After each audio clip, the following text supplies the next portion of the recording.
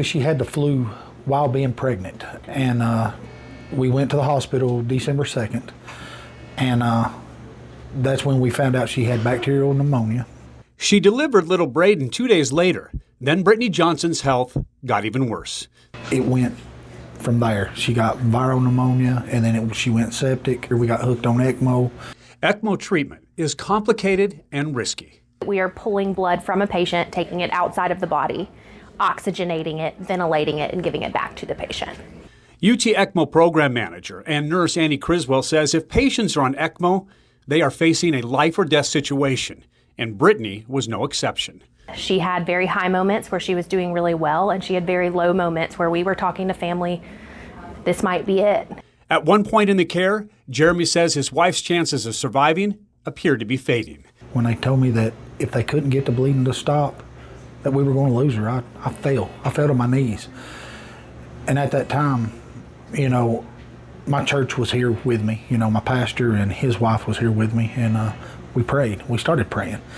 And at that moment, I asked God to, take your hands off me and just put them around her.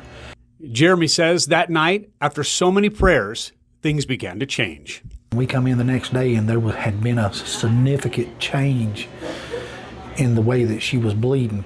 God's miracle had started working. And Jeremy says God's angels in this miracle were the UT nurses like Annie. They never left her side. They never gave up on her, even at the time of her that we thought that we were going to lose her.